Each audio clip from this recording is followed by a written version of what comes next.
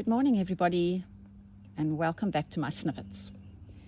Do you know, the other day I was happily bombing along, doing this, adding on to my little daily stitching, chatting away to you all, blah-de-blah-de-blah, and all of a sudden I looked down to switch the camera off and I hadn't even switched it on.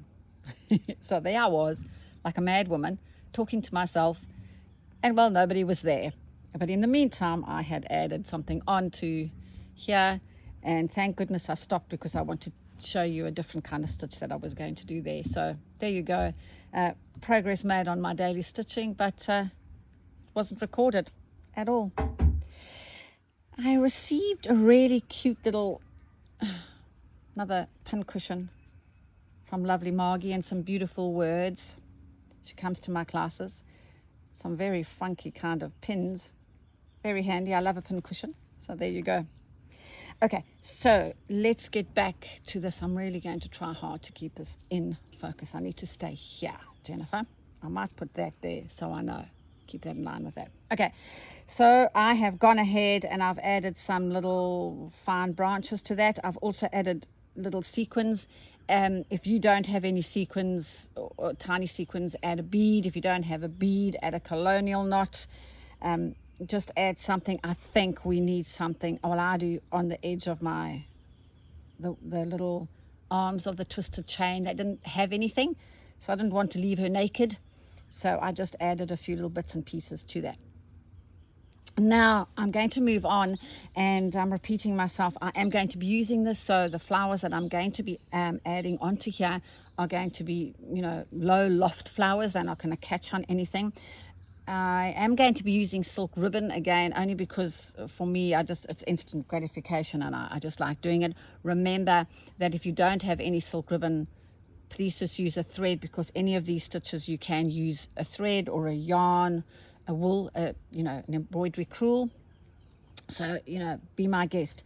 Now, I am going to be doing colonial knots, so that means I do need a milliner's needle because it's a knot. So all forms of knots need to have, I do, a milliner's needle. And I'm going to be using my beautiful Tuscan olive, pearl number 8 from Color Streams. Now, when I use these, they come on a little card. So if a thread has been twisted or wound onto something, I do not rewind it onto something else. I just find that it's been twisted, and the more I handle it, the more distressed it'll be. So for those of you who have bought this from me, or bought this from Color Streams, I simply take my thread, and for those of you who are squeamish, look away now, and I simply cut through the bottom, all of them. Okay, so that's what it looks like. There's the card. I've cut through the bottom. So now if I need a thread, all I'm going to go is to the top where it's folded over. Now the first time you pull this out, she's a little bit stiff, but oh, there you go, she's coming out beautifully. And I just pull it out. So what happens is all the thread is now still on the card. I know what it is. I haven't rewound it onto another bobbin, distressing her.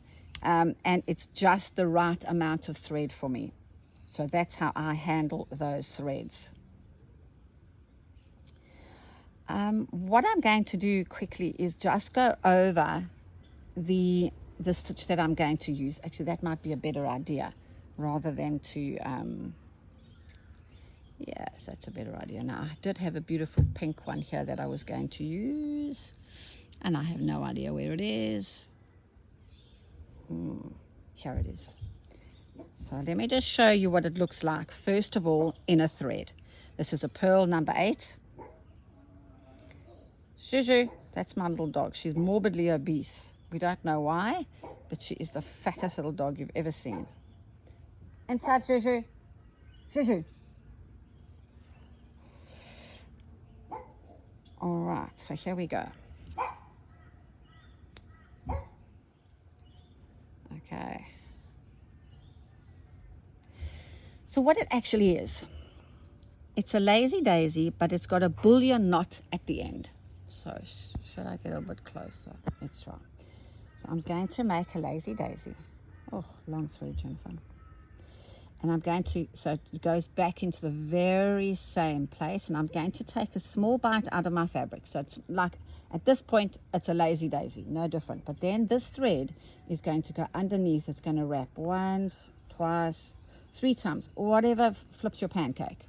Okay, at this point, you're going to lay the working thread down on top of your needle, and your thumb, once again, is going to help you, and you're going to pull her through like that. And you can see it gets a little bubble at the end. This, you can do anything with this thread, actually, this stitch at this point. Just make sure that when you anchor your thread down, that it's a little bit further away from there. Now the dog's choking. Oh my goodness, she's having a cough. All right, so I'm going to come up, and I'm going to go around making my lazy daisy. What am I going to do now? I'm going to twist it under, 2 soft hands. There's not a lot of tension on this thread. Put my thumb down and pull her out again. See, it gets like a little knot at the end. But I'm not pulling my tension too tight because I still want these little flowers to stay open. Can you see? Just a little bit of added dimension. So once again, take a bite. Stay there, Jennifer. And wrap around. 1, 2, 3. Lie her back on your needle. Put your finger on her right till the end. Don't lift it up until, and just a gentle, gentle pull. And then anchor her down. And that is a Bullion lazy daisy. You see this one, I've extended her quite far out. This one not so much, and this one is hardly any extension. Pull her through. She's a lazy daisy. Take a bite. There she is. Under 1, 2, 3. Fold back. Thumb on. Pull through. And extend her out. Bullion lazy daisy. All right. Let's see what happens if I do it in a silk ribbon. Now, because this is my little sampler one, I'm teaching you to stitches on here. However, I still want her to be quite cute and pretty. And remember, I was doing that and I ran out of ribbon. So now I will simply just add green to that, and I will put big leaves. Let's use my beautiful pincushion. Thread her up. Remember, it's a silk ribbon, so you go through there.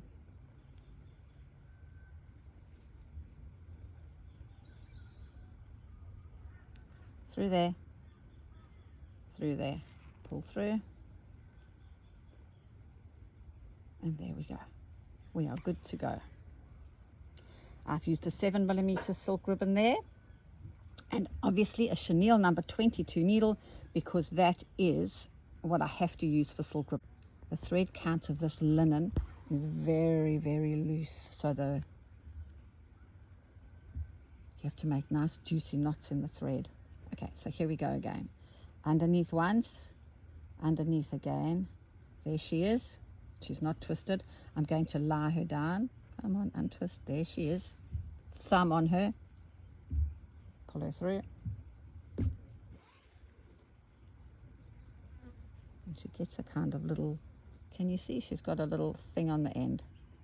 What this does is it gives me little, you see, I love the way that ribbon has twisted nicely and given me interest rather than just being a flat, perfect stitch.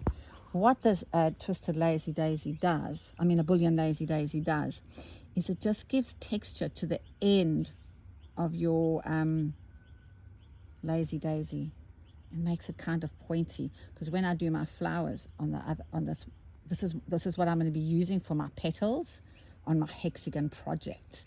Lay her down. Pull her through.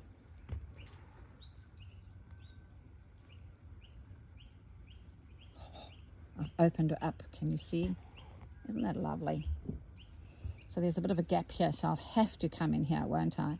And do one over there. But I'm not making sure at the back of my work, working with silk ribbon, please check where you're going in, because you don't ever want to go through that ribbon again, because what will happen, you'll be so unhappy because the whole of your flower will just be pulled out and it'll disappear underneath your work. You'll be so unhappy. So unhappy.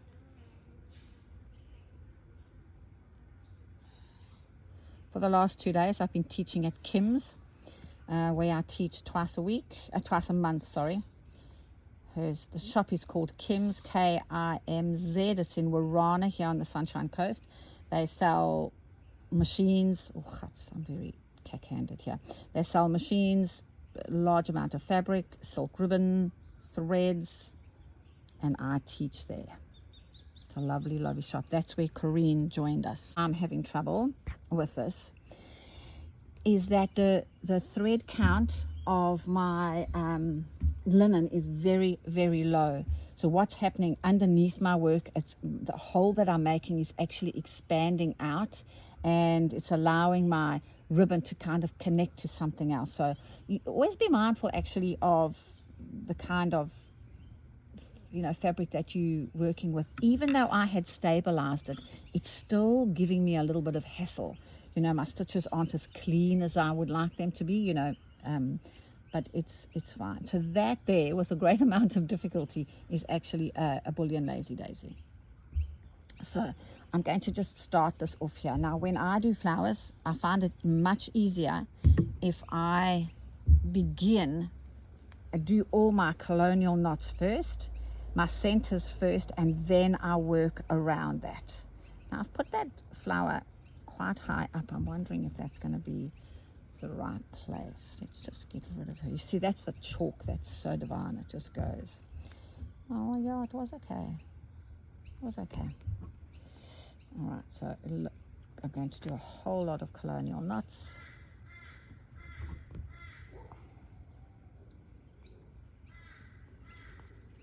And fill up that area. So what also maybe is best to do is not necessarily to draw a circle with your work and then go around it perfectly on the edges and then fill in. What will happen to that is you will get a very perfect big center, which is not ideal for me. I quite like mine to be more organic, so this way when I start in the middle and I just bomb around and form a sort of haphazard circle or anything that you'd like to do, it's much better than going around all the edges first. And then I keep grabbing something on the back of that work.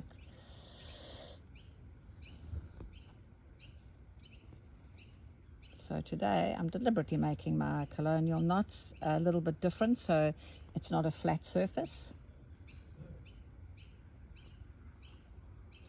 What I might do at this point is I might pause this video and get my circle done and then come back to you for the petals around there. I'll see you in a minute. I'm back, and I can tell you what, peeps, I'm having a day of it. It's not going according to plan. All right, so there's my beginning of my flower. I have just done colonial knots for my centers. However, if you go to page 51 of my book, there are so many different interesting ways to make your centers. So perhaps don't go boring, peeps. Go bold and exciting. That's all I can say. I've gone boring and plain. Now, what is important here is if I simply went around this like this all the way around, for me it kind of doesn't work. They sort of tilt on there. I don't know, it just doesn't work for me. So if I can ask you to try this, is to do another one over here, make a wedge over there, get your angle right, and then come in and file those in. Right, so that's the best way to do it. Now, I will also tell you, people, that doing a Bullion Lazy Daisy with silk ribbon can be really, really tricky. So be patient. It's much easier doing it with a, oh, listen to the butcher bird, with a thread than it is with a silk ribbon. It's really tricky, and especially, I suppose, as we're going through quite a few layers behind here, you know, with the English paper piecing, there's a few layers of fabric happening there. But if you just patiently do it, you're going to be fine. So let's do another one quickly, and then we'll see how you go. So I've got to get her through all those layers, all right? So that's your first problem. Now, it's a lazy daisy, so just come into that same place. I'm going to try and scoot between those layers to solve my problem of going, pulling this ribbon through and distressing her. Notice again that she's very small little bite. Try very hard to not let this ribbon twist, so you can see, I should have said one more thing. Just make sure that you splay your bottom of your ribbon so that she opens up nicely, and then go back in there, take that little bite. Try not to let this ribbon twist, so use soft hands once and then twice. Oh, Jennifer, come on. I'm trying to go slowly. It's actually quick, much easier to do this if you're quick. And then there she is, and then you're going to gently fold her over, put your thumb on top and pull her through. This is the first time I'm using this ribbon, so it might the knot might not be squashed enough. And there she is. Isn't she beautiful? She's lovely and soft and juicy, and extend her out a little bit over there. Now, one wonderful thing about silk ribbon embroidery is you will never, ever, ever get all your stitches the same size. Isn't that wonderful? So don't try. The ribbon is going to be the boss of you here, I think. So, just relax with it, and, don't try and get them even. I deliberately, sometimes when I'm doing such a big, powerful flower, I deliberately try and make my petals uneven so that it doesn't just look like a polka dot sitting on the surface of my work. So, splay her bottom again, come back, near as damn it in the same place, scoot through those layers, stop at this point. Give yourself lots of extra room with your needle, and then under gently. And again, like that, fold her over without twisting. Come on, Jennifer. As I said, if I went quickly, it would be no problem for me. Don't give the silk ribbon time to think and decide where she's going. You see, now that one has turned out to be nice and fat and short and squat, which is lovely. It's perfect for me anyway. You see, she's different. And I've got one more to go. Lay her down, pull her through, display her bottom, scoot through, small little bite, gently this way, and then this way again. Don't let her twist. I should have done it fast. And then fold her over, thumb on her, give her a really good yank, pull through, keep that thumb on her right till the end. Even though there's all sorts of nonsense happening here, keep it there, don't lift it up. And there she is. I've given birth to another beautiful petal. There you go. So, I've got a few more to do around there, and then I'm going to just scatter these flowers in different colors. Maybe, I don't know what I'm going to do. I'm working this project as I would do normally. I'm not planning anything out. As I'm working, it's happening. So I know lots of you like to know what's coming ahead, but that's not how I work. I work intuitively, and I'm happy with that so far. I'm loving how it's looking. I'm happy. I did mention, when you're doing your centers of your colonial knots, let me go over this because I don't know what I've had a few issues today with my videoing.